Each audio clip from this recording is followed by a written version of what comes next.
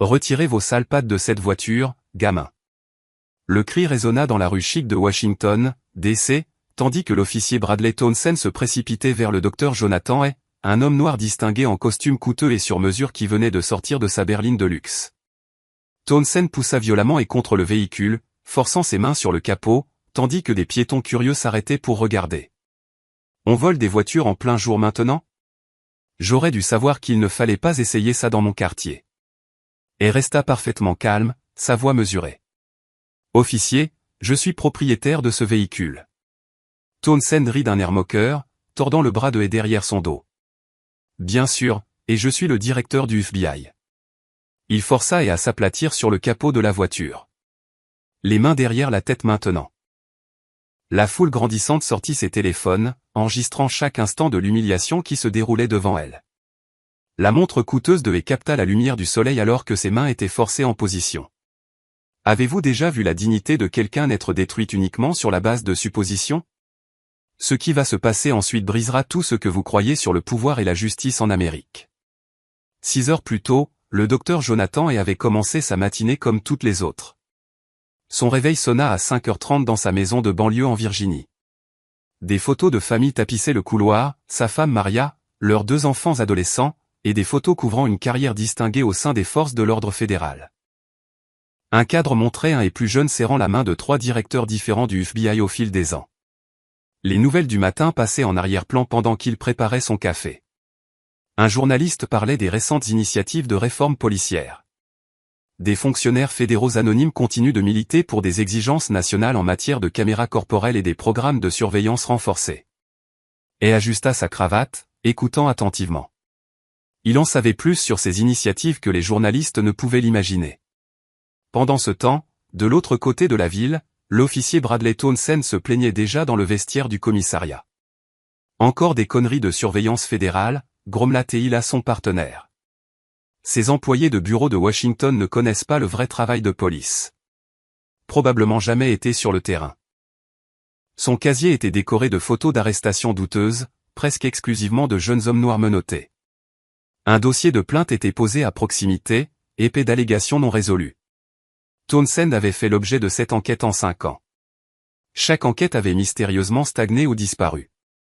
Je te le dis, Martinez, continua Townsend, ces fédéraux pensent pouvoir nous dire comment faire notre travail. Attends qu'un d'entre eux essaie de se mettre à notre place. Au siège du FBI, Hay passait en revue les notes de service dans son bureau d'angle. Des prix et des distinctions couvraient les murs, mais les plaques nominatives étaient stratégiquement orientées loin de la porte. Sa secrétaire frappa. Monsieur le directeur, votre engagement communautaire de 18 heures est confirmé. Le lieu est au centre-ville sur la 5e rue. Hay hocha la tête, fermant un dossier marqué « Initiative de réforme de la police métropolitaine phase 2 ». À l'intérieur se trouvaient des statistiques qui auraient horrifié le public, disparité d'arrestations, schéma de plainte et preuves de conduite fautive systématique dans plusieurs commissariats. Son téléphone vibra avec un SMS de Maria. Ne travaille pas trop tard ce soir. Sarah a un récital demain. Je pars à 17h30, répondit-il en tapant. Je ne le manquerai pour rien au monde. Townsend passa son après-midi à patrouiller les mêmes quartiers qu'à l'accoutumée. Sa radio crépitait constamment avec des rapports qu'il ignorait, se concentrant plutôt sur les voitures de luxe conduites par des professionnels noirs. En 3 heures, il arrêta 4 véhicules. Tous les conducteurs étaient noirs. Tous furent relâchés sans contravention, mais non sans avoir été soumis à des fouilles prolongées et à des interrogatoires hostiles. Sa caméra de tableau de bord enregistrait tout, mais Townsend savait que les images étaient rarement examinées. Les affaires internes étaient débordées, en sous-effectif et largement inefficaces. Il se sentait invincible. À 16h45, la répartition annonça « Toutes les unités », des fonctionnaires fédéraux mènent des inspections surprises de conformité des caméras corporelles. Assurez-vous que tout l'équipement fonctionne correctement. Townsend jura à voix basse. Il avait oublié d'activer sa caméra pendant des mois. Aujourd'hui, il l'alluma à contre-cœur. Et quitta le siège à 17h30 précise, conduisant son véhicule personnel pour éviter d'attirer l'attention. La réunion communautaire faisait partie d'une tournée d'écoute qu'il avait discrètement organisée. Le sujet de ce soir, bâtir la confiance entre les forces de l'ordre fédéral et les communautés locales. Il devait parler anonymement, identifié uniquement comme un haut fonctionnaire fédéral. L'ironie ne lui échappa pas. Pendant des mois, il avait élaboré des politiques pour résoudre précisément le genre de comportement fautif qui sévissait dans les départements à travers le pays. Ces réformes exigeaient des caméras corporelles, des rapports obligatoires et une surveillance fédérale des affaires internes de la police. De nombreux officiers ressentaient du ressentiment envers ces changements sans savoir que leur architecte était un homme noir qui avait personnellement expérimenté la discrimination tout au long de sa carrière. La radio de Townsend grésilla. Unité 47, rapport d'activité suspecte sur la 5e rue. Vol possible d'un véhicule de luxe en cours. Je m'en occupe, répondit Townsend avec enthousiasme. La 5e rue était son terrain de chasse préféré, une zone chic où les professionnels noirs qui réussissaient faisaient tâche, du moins à ses yeux. Elle se gara devant le centre communautaire, vérifiant sa montre. 15 minutes d'avance, comme toujours. Il ajusta sa cravate, attrapa sa mallette et sortit de sa berline. De l'autre côté de la rue, la voiture de patrouille de Townsend s'arrêta. Les yeux de l'officier se fixèrent immédiatement sur elle. Une voiture coûteuse, un costume sur mesure, une posture confiante, tout ce qui déclenchait ses préjugés et ses ressentiments les plus profonds. Townsend n'avait aucune idée qu'il était sur le point d'affronter le plus puissant fonctionnaire des forces de l'ordre du pays. Et, quant à lui, n'avait aucune idée que ses réformes théoriques étaient sur le point de devenir brutalement personnelles. Le décor était planté. Deux hommes représentant des côtés opposés de la justice américaine étaient sur le point d'entrer en collision dans une confrontation qui allait tout changer. Aucun d'eux n'aurait pu prédire ce qui se passerait lorsque les suppositions rencontreraient la réalité à ce coin de rue de Washington, D.C. Retirez vos sales pattes de cette voiture, gamin. La voix de Townsend se propagea dans la rue alors qu'il claquait la portière de sa voiture de patrouille et marchait vers et avec une agressivité théâtrale. Elle se tourna lentement, son expression maîtrisée, mais alerte. Il avait déjà vécu cela, mais jamais de manière aussi publique. Bonsoir, officier. Y a-t-il un problème ? Ne faites pas l'idiot avec moi, grogna Townsend, poussant violemment et contre la berline. L'impact résonna sur les bâtiments voisins tandis que des piétons commençaient à s'arrêter et à regarder. Les mains sur le véhicule maintenant. Et obtempéra, posant ses paumes à plat sur le toit de la voiture. Officier, je crois qu'il y a un malentendu. C'est mon véhicule. Townsend rit d'un air moqueur, commençant une palpation agressive qui relevait plus de la performance que de la procédure. Votre véhicule, n'est-ce pas? Laissez-moi deviner. Vous êtes médecin, avocat, peut-être sénateur. Sa voix débordait de sarcasme alors qu'il parlait délibérément assez fort pour que la foule grandissante entende chaque mot. Je travaille pour le gouvernement fédéral, répondit calmement et, sa voix régulière malgré l'humiliation. Gouvernement fédéral? Townsend hurla de rire, tirant brutalement le portefeuille de haie de la poche de sa veste. Qu'est-ce que vous êtes, concierge à la poste? N'essayez pas de m'impressionner avec vos mots compliqués, gamin. À présent, une douzaine de personnes s'étaient rassemblées sur le trottoir. Des téléphones portables apparurent, enregistrant la rencontre sous plusieurs angles. Et remarqua les caméras et ressentit un mélange de soulagement et d'effroi. Des preuves étaient créées, mais sa dignité était détruite en temps réel. Townsend examina le permis de conduire de haie avec une suspicion exagérée. Docteur Jonathan E. Il lut à voix haute d'un air moqueur. Oh, docteur. Quel genre de faux diplôme avez-vous acheté en ligne? Il tint le permis à la lumière de manière théâtrale. Probablement falsifié. L'adresse indique le comté de Fairfax, un quartier très chic. Impossible que quelqu'un comme vous vive là légitimement. Officier, vous pouvez tout vérifier via votre système, dit, sa voix restant remarquablement calme malgré la situation qui s'aggravait. Ne me dites pas comment faire mon travail, claqua Townsend, saisissant l'épaule de haie et le faisant pivoter pour qu'il fasse face à la foule. Vous, les gens, vous pensez pouvoir entrer en toute désinvolture dans des quartiers chics, voler des voitures, et personne ne le remarquera. Eh bien, moi, je remarque tout. La foule était de plus en plus grande et agitée. Une femme en tenue d'affaires cria, c'est de la force excessive. Un homme âgé secoua la tête de dégoût, mais Townsend se nourrissait de l'attention, gonflant la poitrine comme un acteur sur scène. Tout le monde doit reculer, aboya Townsend à la foule. C'est une affaire policière officielle. Quiconque interférant sera arrêté pour obstruction. Un officier de renfort, Rodriguez, arriva et pressentit immédiatement que quelque chose n'allait pas. Il s'approcha prudemment, étudiant le visage de Hay avec une reconnaissance grandissante. Quelque chose chez cet homme lui semblait familier, mais il ne parvenait pas à situer quoi. « Quelle est la situation, Brad ?» demanda Rodriguez à voix basse. « J'ai attrapé celui-ci en train d'essayer de voler cette Mercedes », annonça fièrement Townsend. « Il a probablement pris les clés dans le sac à main d'une femme riche. » Ces gens deviennent audacieux. Vraiment audacieux. Rodriguez fronça les sourcils, remarquant la montre coûteuse de Hay, son costume parfaitement ajusté, et surtout, son calme et son maintien autoritaire sous pression. Ce n'était pas ainsi que se comportaient généralement les voleurs de voitures. Les voleurs de voitures ne citaient pas de procédure légale et ne maintenaient pas ce niveau de sang-froid. Le docteur s'adressa directement à Rodriguez, maintenant un contact visuel. « Je demande à votre supérieur de venir sur les lieux. » Cette situation dégénère inutilement, et je crois qu'il y a eu un malentendu significatif. « Taisez-vous » aboya Townsend, forçant les mains de Hay derrière son dos plus brutalement que nécessaire. Personne n'a demandé d'avis de renfort de la tribune des spectateurs. Il commença à fouiller l'intérieur du véhicule, jetant des papiers dans la rue avec une négligence délibérée et un mépris évident. La mallette de Hay tomba du siège passager, s'ouvrant et dispersant des documents fédéraux sur le trottoir. Rodriguez aperçut un en-tête officiel et s'approcha pour les examiner. Ses yeux s'écarquillèrent en lisant « Directeur du FBI » sur plusieurs documents, ainsi que des cachets de classification et des sceaux fédéraux. « Brad » chuchota Rodriguez avec urgence, tirant sur la manche de son partenaire. « Peut-être devrions-nous ralentir ici. » « Et peut-être devrions-nous faire quoi ?»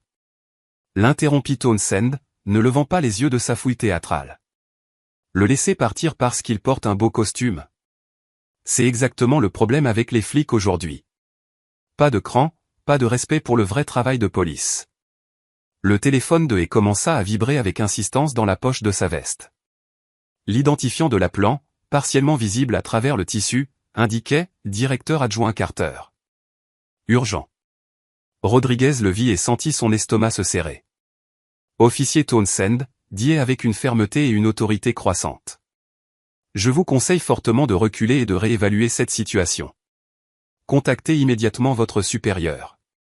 Cela ne va pas se terminer comme vous le pensez. Me conseillez. » La voix de Townsend s'éleva en un cri qui résonna sur les bâtiments environnants. « Vous êtes sur le point d'être menotté, Einstein. Vous ne conseillez personne.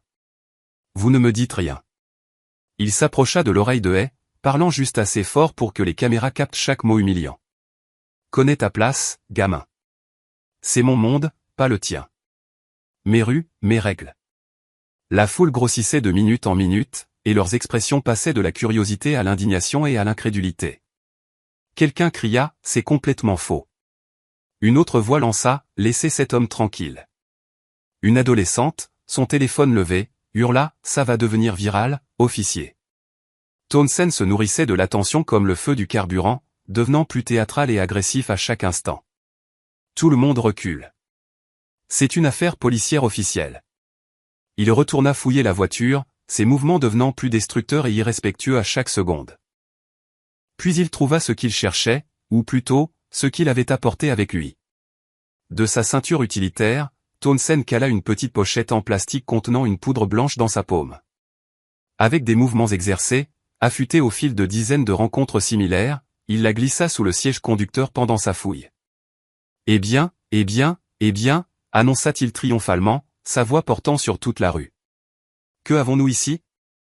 Il brandit la pochette haut pour que tout le monde la voie, comme un trophée. « Cocaïne.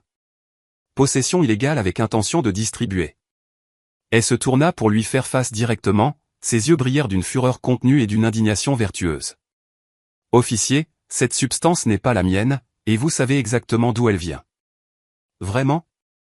Townsend sourit, agitant la preuve comme un drapeau. « Ce n'est jamais à eux. La cocaïne apparaît comme par magie dans les voitures, n'est-ce pas? Elle tombe juste du ciel dans les véhicules de luxe. » Il s'adressa à la foule d'un air moqueur. Ça va être une très bonne arrestation. Criminel de carrière pris en flagrant délit. Rodriguez s'avança, profondément mal à l'aise et de plus en plus paniqué. Brad, peut-être devrions-nous tester cette substance avant de porter des accusations officielles. Tester? Townsend rit d'un air dédaigneux.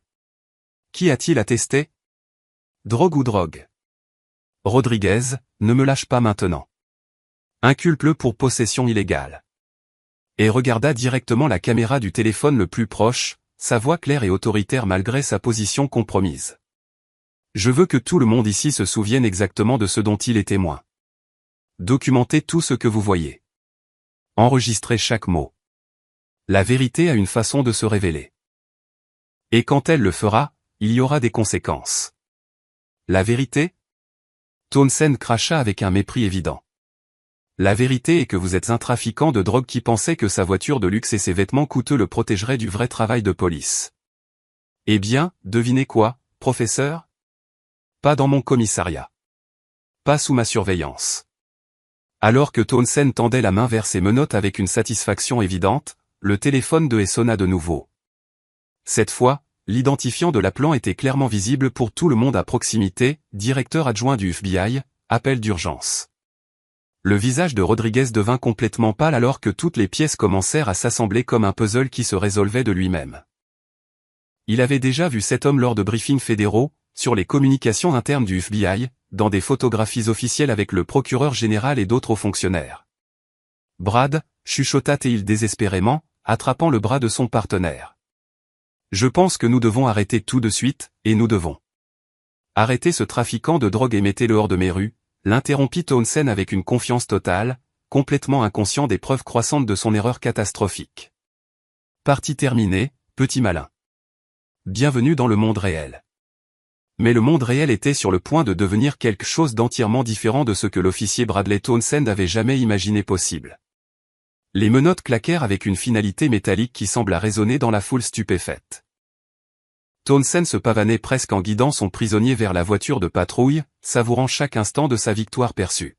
« Attention à votre tête », dit Townsend avec une fausse politesse, poussant et sur le siège arrière plus fort que nécessaire. « On ne voudrait pas que vous soyez blessé avant votre comparution, docteur. » Il prononça le titre avec un sarcasme dégoulinant, puis claqua la portière avec une force inutile. Et s'assit tranquillement sur le siège arrière, sa dignité intacte, malgré l'humiliation. Par la fenêtre, il pouvait voir la foule qui continuait d'enregistrer, leur visage un mélange d'indignation et d'incrédulité. Il hocha légèrement la tête vers les caméras, une reconnaissance subtile que leur documentation serait cruciale. Rodriguez monta sur le siège passager, ses mains tremblantes en attachant sa ceinture de sécurité. « Brad, je pense vraiment que nous devrions appeler le superviseur avant de traiter cela. Quelque chose ne me semble pas normal. » « Qu'est-ce qui ne te semble pas normal ?» l'interrompit Townsend, s'éloignant du trottoir. « C'est que tu remets en question une arrestation exemplaire ? Véhicule volé, possession de drogue, résistance à l'arrestation. C'est Noël avant l'heure, Rodriguez. » Il ne résistait pas à l'arrestation, dit Rodriguez à voix basse. Il discutait avec moi. C'est de la résistance dans mon dossier. Et resta silencieux, mais son esprit travaillait méthodiquement sur la situation. Son téléphone avait cessé de vibrer, ce qui signifiait que son personnel mettrait en œuvre les protocoles d'urgence dans les minutes qui suivaient. Le directeur adjoint Carter aurait déjà initié une localisation lorsque le premier appel était resté sans réponse. Au commissariat, la rumeur se propageait déjà en chuchotement. Le sergent de bureau Williams avait vu et lors des procédures d'enregistrement et l'avait immédiatement reconnu lors de conférences des forces de l'ordre fédéral. Son visage était devenu blanc, mais il n'avait rien dit, incertain du protocole approprié pour une situation aussi sans précédent. Martinez, appela discrètement Williams un autre officier. Assurez-vous que les cellules de détention sont propres et donnez-moi le numéro du chef de car maintenant. Townsend se pavanait dans le commissariat comme un héros conquérant, tirant et brutalement par le bras. On a fait une belle prise ce soir, les gars. Un voleur de voiture avec une dépendance à la drogue et un vocabulaire recherché. Et garda son calme pendant qu'il le traitait, fournissant des informations d'un ton clair et mesuré qui troubla davantage le personnel du guichet.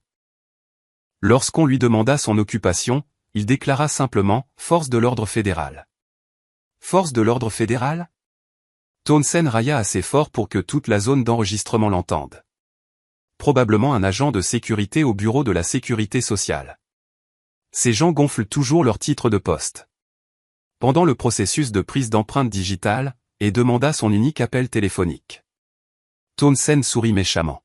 « Bien sûr, docteur. » Appelez votre dealer et dites-lui de trouver un nouveau coin où travailler. Elle fut escorté vers le téléphone, ses menottes temporairement retirées. Il composa un numéro de mémoire et attendit. Lorsque quelqu'un répondit, ses mots furent calmes mais précis. C'est le directeur est. Je suis actuellement en garde à vue au 5e commissariat. Mettez en œuvre le protocole 7 immédiatement. Le sergent de bureau l'entendit et faillit s'étouffer avec son café. Le protocole 7 était un code fédéral pour une urgence impliquant de hauts fonctionnaires des forces de l'ordre. Townsend arracha le téléphone. Le temps est écoulé, petit malin. Retournez dans votre cellule. Alors que ait été conduit vers la cellule de détention, d'autres détenus levèrent les yeux avec surprise. L'homme en costume coûteux n'avait pas sa place ici, et sa présence calme et autoritaire était indéniable, même menottée. « Pourquoi êtes-vous ici ?» demanda un détenu. « Un malentendu qui va devenir très coûteux pour certaines personnes », répondit calmement. À l'extérieur du commissariat, des SUV noirs aux plaques gouvernementales commençaient à arriver.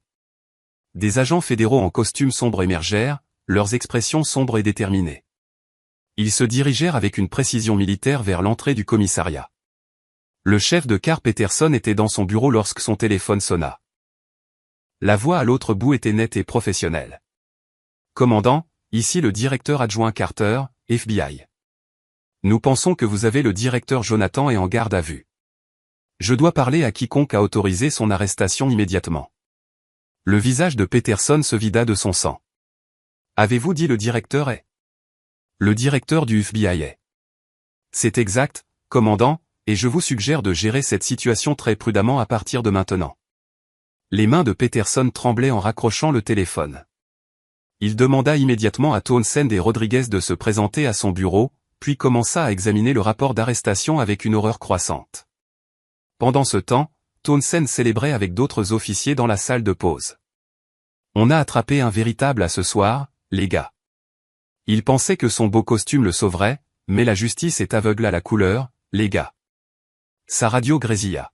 « Officier Townsend, présentez-vous immédiatement au chef de car. » Il veut probablement me féliciter, sourit Townsend, redressant son uniforme. La plus grande arrestation du mois, garantie. Rodriguez suivit à contre-cœur. Les documents fédéraux qu'il avait vus dispersés dans la rue lui brûlaient la mémoire. Il tenta de rechercher le directeur du FBI et sur son téléphone, mais la connexion Internet du commissariat était notoirement lente. Alors qu'il marchait vers le bureau de Peterson, aucun des deux officiers ne remarqua le groupe d'agents fédéraux entrant dans le bâtiment, leurs insignes clairement visibles, leurs expressions mortellement sérieuses. Le système était sur le point de se corriger d'une manière que Townsend ne pouvait absolument pas imaginer. L'homme qu'il avait humilié et arrêté allait révéler exactement qui il était, et les conséquences se propageraient à tous les niveaux des forces de l'ordre. La justice arrivait, et elle portait un insigne fédéral. Le chef de car Peterson se tenait derrière son bureau, le visage blafard, fixant le rapport d'arrestation. Les agents fédéraux qui le flanquaient semblaient capables de couper du verre avec leurs expressions. La directrice adjointe Carter s'avança, sa voix glaciale, d'une fureur à peine contenue. « Commandant Peterson, je veux que l'officier Townsend et son partenaire soient amenés ici immédiatement, et je dis bien immédiatement. » Peterson appuya sur le bouton de son interphone d'un doigt tremblant. « Townsend et Rodriguez dans mon bureau maintenant. » Townsend se pavanait dans le couloir, se délectant toujours de son triomphe perçu. « Je parie que le commandant veut l'histoire complète, » dit-il à Rodriguez avec un sourire suffisant. « Attendez qu'il entende parler de la cocaïne que j'ai trouvée. Cette arrestation va faire bonne figure dans mon dossier. » Rodriguez ne dit rien, l'estomac noué par l'angoisse. Les documents fédéraux qu'il avait vus lui revenaient sans cesse à l'esprit, mais il n'avait pas été capable de saisir toute leur signification jusqu'à présent. Ils frappèrent et entrèrent dans le bureau de Peterson. La confiance de Townsend s'évapora instantanément lorsqu'il vit la pièce remplie d'agents fédéraux en costume sombre, leurs expressions allant du dégoût à la fureur meurtrière. « Officier Townsend. » La voix de Peterson se brisa légèrement. « Voulez-vous me dire exactement qui vous avez arrêté ce soir ? » « Un voleur de voiture avec des délires de grandeur, » répondit Townsend. Mais sa voix avait perdu sa fanfaronnade antérieure. Il s'est dit docteur. A prétendu travailler pour le gouvernement fédéral. Comportement criminel classique. Gonfler le CV. Espérer la clémence. La directrice adjointe Carter s'avança, son insigne du FBI brillant sous les lumières fluorescentes. Officier Townsend, permettez-moi de me présenter. Je suis la directrice adjointe Sarah Carter, Federal Bureau of Investigation. L'homme que vous avez arrêté ce soir est mon patron. Le visage de Townsend commença à se vider de son sang. Votre patron? Le directeur du FBI Jonathan est? Continua Carter, sa voix traversant la pièce comme une lame. Le plus haut fonctionnaire des forces de l'ordre des États-Unis. L'homme dont les politiques ont remodelé les départements de police à travers le pays. L'homme que vous avez menotté, humilié et accusé de possession illégale de drogue. Les mots frappèrent Townsend comme des coups physiques. Sa bouche s'ouvrit et se referma sans un bruit tandis que toute l'ampleur de son erreur s'abattit sur lui. Rodriguez ferma les yeux et murmura une prière. C'est impossible, bégaya Townsend. Il volait une voiture. J'ai trouvé de la drogue. Vous avez trouvé de la drogue que vous avez fabriquée, l'interrompit l'agent Morrison, s'avançant avec une tablette affichant des images de caméras corporelles d'une clarté cristalline. Nous avons tout examiné, votre caméra, la caméra de Rodriguez, et 12 vidéos de téléphone portable civil. Nous vous avons vu caler la pochette et la glisser sous le siège. Les jambes de Townsend faiblirent légèrement, et il s'accrocha au dossier d'une chaise pour se soutenir. Je ne savais pas, vous ne saviez pas parce que vous ne vouliez pas savoir. La voix de Carter monta avec une rage contenue. Vous avez vu un homme noir qui réussit dans une voiture coûteuse, et vos préjugés ont pensé pour vous. Votre parti pris était si complet, si accablant que vous ne pouviez pas voir la réalité, même lorsqu'elle vous sautait aux yeux. Peterson retrouva sa voix. Officier Townsend, vous êtes immédiatement suspendu, en attendant une enquête complète. Votre insigne et vos armes maintenant. D'une main tremblante, Townsend commença à retirer son insigne. Le métal lui semblait incroyablement lourd alors qu'il le posait sur le bureau de Peterson. Son arme de service suivit avec un bruit sourd qui sembla résonner dans la pièce silencieuse. Où est le directeur et maintenant? Demanda Carter. Cellule de détention numéro 3, chuchota Peterson. Faites-le sortir immédiatement et retirez-lui ses menottes avec des excuses formelles. Alors que Peterson se précipitait, Carter se retourna vers Townsend, qui semblait sur le point de s'effondrer. Comprenez-vous ce que vous avez fait? L'homme que vous avez arrêté a lutté contre la conduite fautive de la police toute sa carrière. Il est l'architecte de tous les programmes de réforme dont vous vous plaignez, les exigences en matière de caméras corporelles, les protocoles de surveillance fédérale, les programmes de formation renforcés, toutes ces initiatives. Rodriguez prit la parole à voix basse. Madame, j'ai essayé de l'arrêter. J'ai reconnu certains des documents, j'ai essayé de le faire ralentir, mais... Nous savons, officier Rodriguez. Votre conduite sera examinée séparément, mais les preuves préliminaires suggèrent que vous avez tenté d'éviter ce désastre. Des pas résonnèrent dans le couloir alors que Peterson revenait avec Hay, dont les menottes étaient retirées par un sergent profondément embarrassé. Hay se frotta calmement les poignets, sa dignité intacte malgré l'épreuve. Directeur Hay. Carter s'approcha de lui avec un soulagement et une inquiétude évidents. Monsieur, êtes-vous blessé? Avez-vous besoin d'une assistance médicale? Je vais bien, Sarah, répondit Hay calmement, sa voix portant le poids de tout ce qu'il venait de vivre. Mais nous avons du travail à faire. Hay se tourna pour faire face à Townsend, qui ne pouvait pas le regarder dans les yeux. La pièce devint complètement silencieuse, à l'exception du bourdonnement des lumières fluorescentes et de la respiration laborieuse de Townsend. Officier Townsend, dit Hay, sa voix calme, mais empreinte d'une autorité indéniable. Regardez-moi. Townsend leva lentement la tête, son visage un masque de honte et de terreur. Comprenez-vous ce qui s'est passé ici ce soir? Continua Hay. Officier Townsend, vous n'avez pas seulement arrêté un homme innocent. Vous avez exposé un problème systémique qui va bien au-delà des préjugés d'un seul officier. Vos actions de ce soir nous ont donné une étude de cas de tout ce qui ne va pas avec la police moderne. Monsieur le directeur, je suis désolé. Je ne savais pas qui vous étiez. C'est exactement le problème, répondit Hay, sa voix gagnant en force. Vous ne devriez pas avoir besoin de savoir qui je suis pour me traiter avec une dignité humaine fondamentale. Vous ne devriez pas avoir besoin de voir mon insigne pour suivre les procédures appropriées. Vous ne devriez pas avoir besoin de mon autorité fédérale pour vous empêcher de fabriquer des preuves. La pièce resta figée tandis que Hay continuait. Toutes les suppositions que vous avez faites ce soir étaient basées sur la couleur de ma peau. Mon niveau d'éducation, ma carrière, mon caractère, mes intentions. Rien de tout cela n'avait d'importance pour vous parce que vous ne pouviez pas voir au-delà de vos propres préjugés. La voix de Townsend était à peine un murmure. Que se passe-t-il maintenant? Chen répondit avant que ne puisse. Une enquête fédérale sur les droits civiques, des poursuites pénales pour falsification de preuves, fausse arrestation et violation des droits civiques sous couvert de la loi. Et ce n'est que le début. Et ajusta sa cravate et regarda autour de la pièce, les officiers et agents assemblés. Ce qui se passe maintenant, c'est que nous utilisons cet incident pour créer un réel changement. Cela cesse d'être une question d'un mauvais officier pour devenir une question de réparation d'un système défaillant. Il se tourna vers Peterson. Commandant, je veux que chaque arrestation effectuée par Townsend au cours des 2 dernières années soit examinée par des enquêteurs fédéraux. Chaque plainte, chaque incident d'usage de la force, chaque contrôle routier. S'il y a un schéma, nous le dénoncerons. La transformation était complète. La victime humiliée s'était révélée être le plus puissant fonctionnaire des forces de l'ordre du pays. Le chasseur était devenu le chassé, et la justice, retardée mais non refusée, commençait enfin à se manifester. Le monde de l'officier Bradley Townsend venait de s'effondrer entièrement, et il commençait tout juste à comprendre le vrai coût de ses préjugés et de sa conduite fautive. Le bureau local du FBI bourdonnait d'une activité intense alors que le directeur établissait un groupe de travail complet quelques heures après sa libération. L'agent Morrison affichait des fichiers numériques sur plusieurs moniteurs tandis que des spécialistes légistes examinaient les preuves fabriquées sous des microscopes. L'ampleur de l'enquête était sans précédent. Un directeur du FBI en exercice avait été victime d'une inconduite policière, créant une affaire fédérale aux implications massives qui se propageraient à l'échelle nationale.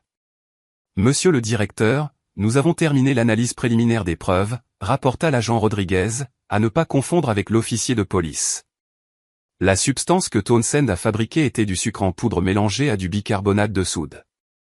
Valeur marchande, environ $50. Mais les accusations fédérales auxquelles il fera face portent 25 ans à perpétuité en prison fédérale.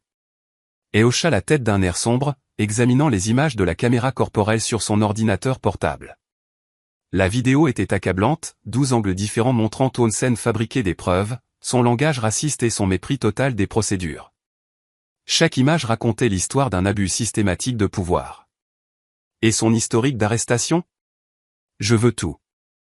C'est là que ça devient profondément troublant, monsieur, répondit Morrison, affichant des registres de bases de données qui remplissaient 3 grands écrans. Townsend a effectué 847 arrestations en 5 ans. 723 d'entre elles concernaient des hommes noirs âgés de 18 à 55 ans. C'est un taux de 85,4% dans un district où la population noire ne représente que 31%. L'improbabilité statistique à elle seule suggère un ciblage, concluait, son esprit analytique traitant les chiffres. Exactement. Et voici la preuve irréfutable. 89% de ces accusations de possession de drogue ont été par la suite abandonnées ou réduites en raison de problèmes de procédure, de manque de preuves ou de préoccupation du procureur quant à l'intégrité de l'affaire. Elle sentit sa mâchoire se serrer alors que les implications s'imposaient, ce qui signifiait que les preuves étaient douteuses ou fabriquées dès le départ. Nous avons identifié au moins 47 cas avec des schémas identiques, voitures coûteuses, hommes noirs d'apparence professionnelle âgés de 25 à 50 ans, découvertes mystérieuses de drogue lors de contrôles routiers de routine qui ont en quelque sorte dégénéré en fouilles de véhicules. Le schéma est si cohérent, c'est comme s'il suivait un manuel. Elle se leva et commença à faire les 100 pas, son esprit travaillant sur les implications juridiques et systémiques. Chaque statistique représentait une vie perturbée, une famille déchirée, une carrière potentiellement détruite par les préjugés systématiques et le comportement criminel d'un seul officier. La directrice adjointe Carter entra avec un dossier épais et une expression sombre. « Monsieur, nous recevons des témoignages de victimes plus vite que nous ne pouvons les traiter. » La nouvelle de l'arrestation de Townsend s'est rapidement répandue sur les réseaux sociaux, et des gens se manifestent avec des expériences similaires. Les récits sont déchirants et remarquablement cohérents. Elle ouvrit le dossier, révélant des photographies et des résumés de cas. Le docteur Michael Thompson, éminent chirurgien cardiovasculaire, a été arrêté pour comportement suspect devant son propre hôpital à 23 heures après une chirurgie de 16 heures, a passé la nuit en prison, a manqué 3 opérations prévues. L'hôpital a dû présenter des excuses publiques aux patients. Elle examina la photo, un homme noir distingué d'une 40aine d'années, toujours en blouse de chirurgien sur sa photo d'identité judiciaire. Le professeur James Washington, professeur d'économie titulaire à Georgetown, a été arrêté 17 fois en 2 ans alors qu'il se rendait et revenait du campus. Toutes les accusations ont été abandonnées, mais ses étudiants ont lancé une pétition exigeant que la sécurité de l'université l'escorte jusqu'à sa voiture chaque soir. Combien de victimes confirmées au total ? 63 individus documentés et vérifiés, mais nous nous attendons à ce que ce nombre triple à mesure que la nouvelle se propage dans les réseaux communautaires. La NAACP organise des réunions de sensibilisation aux victimes, et les chaînes de télévision locales diffusent des reportages encourageant les gens à se manifester. Chaîne sortit une autre section du dossier. L'avocat David Johnson, menotté devant ses jumelles de 7 ans pour avoir correspondu à une description de suspect décrite comme homme noir, taille moyenne, portant des vêtements. Les filles sont toujours en thérapie 8 mois plus tard. Elle ferma brièvement les yeux, ressentant le poids de l'injustice systématique. Ce n'étaient pas des incidents isolés. Ils faisaient partie d'un schéma calculé de harcèlement et d'abus qui avait détruit la confiance dans les forces de l'ordre au sein de communautés entières. Programmer un entretien enregistré avec Townsend. Je veux le mener personnellement. Monsieur, est-ce légalement conseillé? Vous êtes la principale victime dans cette affaire. Les avocats de la défense pourraient arguer. C'est précisément pourquoi je dois le faire, Sarah. Les victimes dans ces autres affaires n'ont jamais eu la chance de confronter directement leur agresseur. Elles n'ont jamais eu l'occasion de le regarder dans les yeux et d'exiger des réponses. Quelqu'un doit parler en leur nom. Et en tant que plus haut fonctionnaire des forces de l'ordre de ce pays, cette responsabilité me revient. 3 jours plus tard, et était assis en face de Townsend dans une salle d'interrogatoire stérile du bâtiment fédéral. L'ancien officier semblait avoir vieilli de 15 ans, mal rasé, les yeux cernés, ses mains tremblant de manière incontrôlable alors qu'il signait des formulaires de renonciation, refusant la représentation légale pour l'entretien enregistré. Son uniforme avait été remplacé par une combinaison orange, un symbole visible de sa chute de l'autorité au statut d'accusé criminel. Indiquez votre nom complet et votre ancienne occupation pour le dossier, commença sa voix professionnellement neutre, mais empreinte d'une autorité indéniable. Bradley James Townsend, ancien officier de police, 5e commissariat, département de police métropolitain. Sa voix était à peine audible, brisée. Monsieur Townsend, comprenez-vous pourquoi vous êtes ici aujourd'hui? Parce que je vous ai arrêté sans savoir qui vous étiez. Elle se pencha légèrement en avant, ses yeux ne quittant jamais le visage de Townsend. Non, vous êtes ici parce que vous avez systématiquement violé les droits civiques de citoyens américains sur une période de plusieurs années. Ma position fédérale est totalement étrangère à ces accusations. Vous auriez fait la même chose à un concierge, un enseignant, un étudiant ou une personne sans emploi. N'est-ce pas? Le silence de Townsend s'étira inconfortablement longtemps, rempli seulement du bourdonnement de l'équipement d'enregistrement et de la climatisation. Permettez-moi de reformuler la question plus directement. Combien d'hommes noirs innocents avez-vous arrêtés dans des circonstances fabriquées similaires? Je ne sais pas ce que vous voulez dire. Et ouvrit méthodiquement un dossier épais, les pages faisant de doux bruissements dans la pièce silencieuse. Marcus Williams, 34 ans, a été arrêté pour possession de drogue devant son propre cabinet d'avocat à 19 heures après avoir travaillé tard sur un dossier client. Les accusations ont été abandonnées lorsque les images de sécurité n'ont montré aucune activité suspecte. Kevin Davis, 28 ans, arrêté pour vol de voiture alors qu'il chargeait des courses dans son propre véhicule en plein jour. L'immatriculation du véhicule a confirmé sa propriété. Les accusations ont été abandonnées. Antonio Martinez, 31 ans, arrêté pour possession après avoir été arrêté pour conduite erratique sur une route complètement droite sans aucune infraction au code de la route. Dois-je continuer à lire, Monsieur Townsend? C'étaient des arrestations légitimes basées sur... Basées sur quelles preuves? L'interrompit, sa voix traversant l'air comme de l'acier. Basées sur quelle cause probable? Basées sur quelle suspicion raisonnable au-delà de la couleur de leur peau? Le calme de Townsend commença à se fissurer visiblement. Écoutez, j'ai fait quelques erreurs, d'accord? Mais j'essayais de faire mon travail. Ces quartiers ont des taux de criminalité élevés, des problèmes de drogue. Le quartier où vous m'avez arrêté a l'un des taux de criminalité les plus bas du district métropolitain, l'interrompit, consultant ses notes. Il y a 0,3 crimes violents pour 1000 habitants. Réessayez. Des gens comme vous qui arrivent dans des quartiers où ils n'ont pas leur place. Townsend commença, puis s'arrêta brusquement, réalisant son erreur. Des gens comme moi. Elle se pencha en avant, sa voix dangereusement silencieuse. Veuillez terminer cette phrase, Monsieur Townsend. Je suis très intéressé d'entendre vos pensées complètes. Le silence s'étira pendant près d'une minute avant que Townsend ne marmonne, je ne sais pas ce que je voulais dire par là. Vous vouliez dire des noirs. Vous avez vu la couleur de ma peau et avez fait toutes les suppositions qui en ont découlé à partir de cette seule observation. Mon niveau d'éducation, mon casier judiciaire, mon droit de conduire une voiture coûteuse, mon droit d'exister dans ce quartier, mon droit d'être traité avec une dignité humaine fondamentale, tout cela déterminé par des préjugés raciaux. Est sorti des photos de la scène de crime montrant les preuves fabriquées, les étalant méthodiquement sur la table. Expliquez-moi cette pochette, Monsieur Townsend. Je l'ai trouvée dans votre voiture lors d'une fouille de routine. Monsieur Townsend, nous avons 12 angles de caméra différents qui vous montrent quelle est cette substance de votre ceinture utilitaire et la placer sous mon siège conducteur pendant ce que vous appelez une fouille de routine. Nous avons des preuves médico-légales prouvant qu'il s'agit de bicarbonate de soude ménager mélangé à du sucre en poudre. Nous avons vos empreintes digitales sur la pochette, mais absolument aucune trace de la substance ailleurs dans mon véhicule. Voulez-vous reconsidérer votre réponse? Townsend fixa la table, ses épaules s'affaissant de défaite. Combien d'autres fois, Monsieur Townsend? Combien d'autres innocents avez-vous piégés avec des preuves fabriquées? Je n'ai jamais voulu faire de mal à des innocents. Ce n'est pas ce que je vous ai demandé. J'ai demandé un nombre. Combien? La question resta suspendue dans l'air comme une épée de justice attendant de tomber. Finalement, Townsend chuchota, parfois, des preuves sont négligées lors des premières fouilles. Parfois, on trouve des choses à un deuxième regard qui n'étaient pas visibles la première fois. Ce n'est toujours pas répondre à ma question.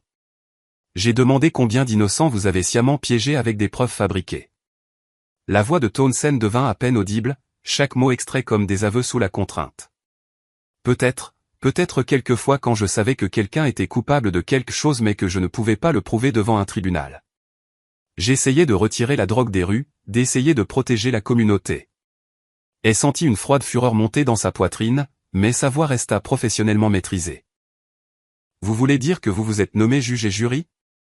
Vous avez décidé qui était coupable en fonction de vos préjugés personnels et avez ensuite fabriqué des preuves pour étayer des conclusions prédéterminées. L'entretien se poursuivit pendant 3 heures épuisantes. Et passa méthodiquement en revue cas après cas, extrayant des aveux qui dépeignaient un tableau de conduite fautive systématique s'étendant sur 5 ans et affectant des dizaines de familles.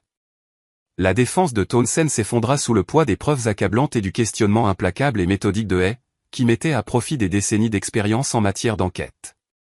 Lorsque l'entretien fut enfin terminé, Hay se leva et ajusta sa veste de costume avec une précision délibérée. Monsieur Townsend, vos actions n'ont pas seulement nui à des victimes individuelles. Vous avez systématiquement miné la confiance du public dans les forces de l'ordre, corrompu le système de justice à sa base et violé le serment que vous avez prêté de respecter lorsque vous êtes devenu policier. Le gouvernement fédéral vous poursuivra dans toute la mesure de la loi fédérale. Alors que Hay atteignait la porte, Townsend appela désespérément, sa voix brisée par la panique, « Et si je coopère pleinement? Et si j'aide à identifier d'autres cas, d'autres officiers qui pourraient s'engager dans des pratiques similaires ?» Hay se retourna lentement, son expression inchangée. La coopération avec les enquêtes fédérales en cours pourrait influencer les recommandations de sentence du bureau du procureur. Mais comprenez bien ceci, Monsieur Townsend. Votre coopération n'efface pas les vies que vous avez endommagées, les familles que vous avez déchirées ou la confiance institutionnelle que vous avez systématiquement détruite. La justice retardée est toujours justice. Elle vous a juste finalement rattrapé. À l'extérieur de la salle d'entretien, Carter attendait avec des mises à jour complètes et une équipe de procureurs fédéraux. Monsieur, l'enquête s'est étendue de manière exponentielle. Nous examinons maintenant 12 autres officiers avec des schémas statistiques et des historiques de plaintes similaires. Les dossiers des affaires internes montrent le rejet systématique des plaintes citoyennes, des irrégularités de preuves et des données démographiques d'arrestation qui reflètent le profil criminel de Townsend. Quelle a été la réponse de la communauté? Mitigée, mais majoritairement positive de la part des communautés affectées. Les groupes de défense des victimes appellent cela un moment décisif en matière de responsabilisation policière. Les organisations de défense des droits civiques saluent l'intervention fédérale, attendue depuis longtemps. Étonnamment, Même certains syndicats de police reconnaissent la nécessité d'une réforme complète après avoir examiné les preuves vidéo. Et hocha la tête d'un air sombre. Cette enquête ne peut pas être uniquement une question de châtiment, Sarah. Elle doit fondamentalement être une question de prévention et de réforme systématique. Je veux des recommandations politiques complètes sur mon bureau d'ici la semaine, protocoles obligatoires pour les caméras corporelles, procédures de traitement des preuves, formation à la reconnaissance des préjugés, mécanismes de surveillance civile, tout. Déjà en cours de développement, monsieur. Et l'officier Rodriguez de cette nuit-là a demandé une réunion urgente. Il veut discuter de ce dont il a été témoin et de la manière dont des situations similaires pourraient être systématiquement évitées à l'avenir. Et sourit légèrement, son premier véritable sourire depuis l'arrestation. Programmez-le immédiatement. Si nous voulons réparer ce système défaillant, nous avons désespérément besoin d'agents prêts à faire partie de solutions complètes. L'enquête s'étendait quotidiennement, mais la justice était enfin en marche avec l'autorité fédérale derrière elle. 6 mois plus tard, le tribunal fédéral de Washington, D.C. était bondé de victimes, de leaders communautaires et de représentants des médias. Alors que la juge Patricia Williams s'apprêtait à prononcer la sentence de Townsend, l'ancien officier était assis à la table des accusés, un homme brisé qui avait plaidé coupable à 15 accusations criminelles fédérales, notamment des violations des droits civiques, la falsification de preuves, la conspiration sous couvert de la loi et la privation systématique des droits constitutionnels. Monsieur Townsend, commença la juge Williams, sa voix portant le poids d'une justice longtemps retardée. En 30 ans sur ce banc, j'ai rarement vu un schéma aussi complet d'abus de pouvoir et de violation de la confiance publique. Vos actions représentent tout ce qui ne va pas avec la police en Amérique aujourd'hui. Elle était assis au premier rang du public, entouré de dizaines de victimes de Townsend qui avaient enfin obtenu leur jour de justice. Le docteur Michael Thompson, le chirurgien qui avait manqué des opérations critiques, était assis à côté du professeur James Washington, dont les étudiants avaient organisé des escortes de sécurité sur le campus. L'avocat David Johnson tenait des photographies de ses jumelles de 7 ans, maintenant âgées de 9 ans et demandant toujours pourquoi des policiers avaient menotté leur père. Les preuves présentées dans cette affaire, poursuivit la juge Williams, révèlent une campagne systématique de profilage racial, de fabrication de preuves et de violations constitutionnelles qui a affecté au moins 63 victimes documentées sur une période de 5 ans. Monsieur Townsend, vous n'avez pas seulement enfreint la loi, vous l'avez pervertie. L'avocat de la défense de Townsend avait plaidé pour la clémence, citant la coopération de son client avec l'enquête fédérale qui avait exposé 12 autres officiers et conduit à l'annulation de 247 condamnations injustifiées. Mais l'accusation, menée par des procureurs fédéraux travaillant directement avec le groupe de travail de Hay, avait présenté des preuves accablantes d'inconduite systématique qui exigeaient de graves conséquences. Avant de prononcer la sentence, dit la juge Williams, je tiens à aborder les implications plus larges de cette affaire. Lorsque le directeur a été arrêté ce soir-là, il aurait pu utiliser son autorité fédérale pour faire disparaître cet incident discrètement. Au lieu de cela, il a choisi d'exposer l'injustice systématique et de créer un changement durable. Hay avait témoigné en profondeur pendant le procès, sa présentation calme et méthodique des preuves offrant un contraste frappant avec l'arrogance antérieure de Townsend. Les enregistrements audio de leur entretien étaient devenus un visionnage obligatoire dans les académies de police du pays, montrant comment les préjugés pouvaient aveugler les officiers à l'humanité fondamentale et à la responsabilité professionnelle. L'enquête fédérale déclenchée par cet incident, poursuivit la juge, a entraîné une réforme complète dans 17 départements de police, une formation obligatoire sur les préjugés pour 4200 officiers et la mise en œuvre de programmes de surveillance civile renforcés dans 12 grandes villes. Les réformes avaient été rapides et complètes. Hay avait travaillé directement avec le Congrès pour adopter la loi fédérale sur la responsabilisation de la police, exigeant des caméras corporelles pour tous les bénéficiaires de subventions fédérales, créant des bases de données nationales sur les inconduites policières et établissant une surveillance fédérale des départements présentant des schémas de violation des droits civiques. L'officier Rodriguez, qui avait tenté sans succès d'arrêter Townsend ce soir-là, avait été promu superviseur de la formation et dirigeait maintenant des programmes de reconnaissance des préjugés dans toute la région. Son témoignage sur l'incident était devenu une pierre angulaire de la formation policière réformée, montrant comment de bons officiers pouvaient et devaient intervenir lorsque des collègues se livraient à des inconduites. Monsieur Townsend, la juge Williams s'adressa directement à l'accusé. Vous purgerez 8 ans de prison fédérale, suivi de 3 ans de libération sous surveillance.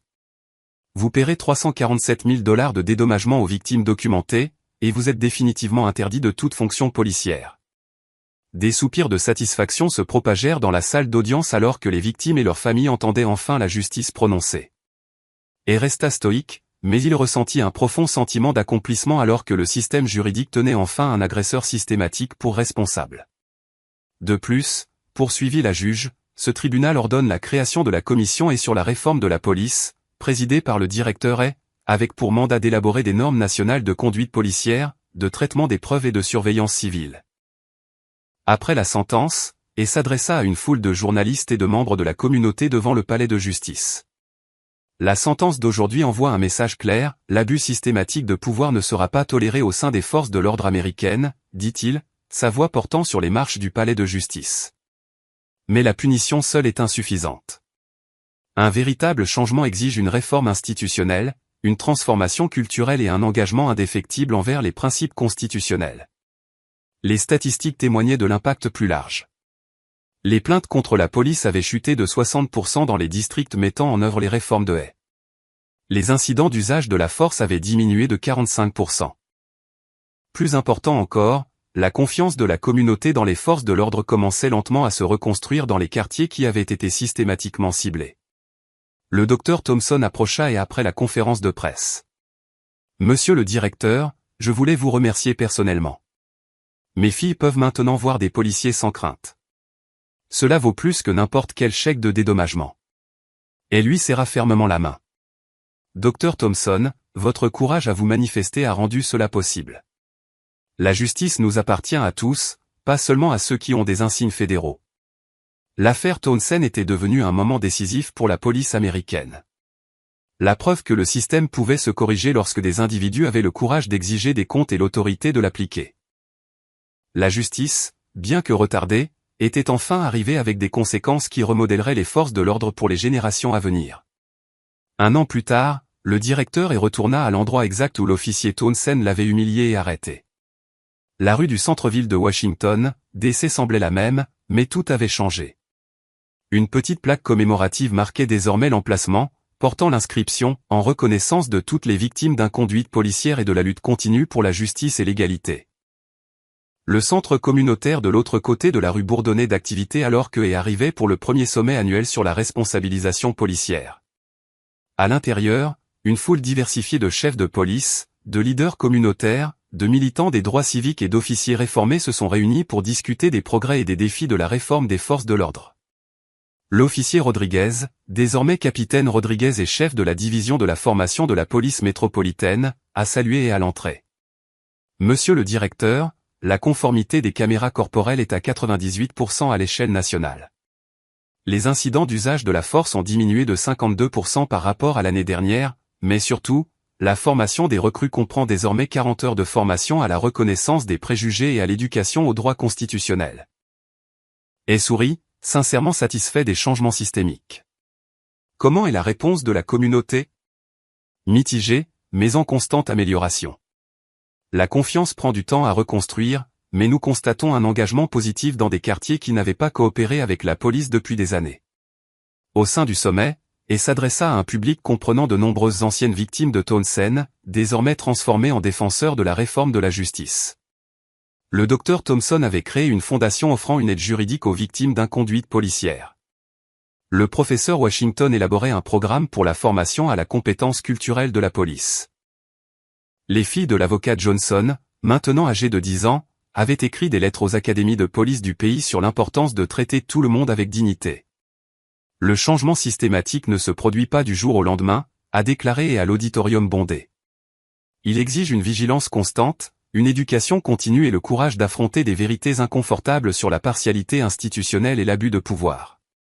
Les statistiques affichées derrière lui racontaient une histoire de progrès réel, 847 condamnations injustifiées annulées, 12,3 millions de dollars de dédommagement aux victimes distribués, 17 départements de police réformés et 43 officiers poursuivis pour inconduite systématique révélés lors de l'enquête élargie. Townsend est resté en prison fédérale, purgeant sa peine de 8 ans. Des rapports récents indiquent qu'il participe à des programmes de réhabilitation et qu'il a écrit des lettres d'excuses à ses victimes, bien que beaucoup restent sceptiques quant à sa sincérité. La leçon la plus importante de cette nuit, a poursuivi, n'est pas que le système a fonctionné parfaitement, mais qu'il a fonctionné à terme lorsque des gens de bien ont exigé des comptes et ont refusé d'accepter l'injustice comme inévitable. Et a conclu ses remarques en s'adressant aux caméras diffusant le sommet en direct dans tout le pays. Un véritable changement se produit lorsque des citoyens ordinaires refusent d'être des témoins silencieux de l'injustice. Lorsque vous voyez une inconduite, documentez-la. Lorsque vous êtes témoin de partialité, contestez-la. Lorsque les systèmes échouent, exigez des réformes. Le public se leva sous des applaudissements soutenus alors que et descendait de la tribune. Les leaders communautaires ont embrassé les agents fédéraux. Des officiers réformés ont partagé des histoires avec des militants des droits civiques, et les victimes ont trouvé de la force dans l'action collective pour la justice. À l'extérieur, et s'est arrêté une dernière fois devant la plaque commémorative. Un jeune garçon noir, peut-être âgé de 8 ans, lisait l'inscription avec sa mère. Le garçon leva les yeux verts et sourit sans peur ni suspicion, quelque chose qui n'aurait peut-être pas été possible avant que les réformes ne prennent effet. Alors que et avançait lentement vers sa voiture, son téléphone vibra. C'était un message de sa fille, Sarah, j'ai vu ton discours en ligne, papa. Je suis si fier de toi, fier que tu aies su transformer quelque chose de terrible en quelque chose de profondément significatif. Ces quelques mots, simples et lumineux, traversèrent et comme une vague de chaleur, dissipant un instant le poids des batailles menées. Ce soir-là, assis seul dans son bureau à domicile, il rédigeait de nouvelles recommandations politiques, préparant la prochaine étape d'une réforme policière encore inachevée. Le chemin restait long, semé d'obstacles, mais les fondations, elles, étaient posées. Ce qui avait un jour été une justice retardée devenait enfin justice rendue, et ce qui relevait de l'oppression systématique commençait à céder la place à une promesse réelle de changement durable et profond. Et vous? Avez-vous déjà été témoin d'un acte d'inconduite sans oser parler? Avez-vous croisé l'injustice, en espérant que quelqu'un d'autre ferait ce que vous n'aviez pas eu la force d'accomplir? Osez partager vos expériences dans les commentaires ci-dessous. Si cette histoire vous pousse à réfléchir différemment sur l'importance de prendre la parole pour la justice, alors appuyez sur « J'aime » et abonnez-vous pour découvrir d'autres récits de responsabilisation, de réformes courageuses et de la lutte incessante pour l'égalité. N'hésitez pas à partager cette vidéo avec quelqu'un qui a besoin de comprendre une vérité essentielle, le changement est possible, à condition que des personnes de bonne volonté refusent d'accepter l'injustice comme une fatalité. Car la réalité est simple et puissante, la démocratie et la justice ne survivent que si les citoyens s'engagent activement à les défendre. Votre voix a du poids. Votre témoignage éclaire le chemin. Et votre courage à exiger mieux peut, littéralement, contribuer à transformer le monde.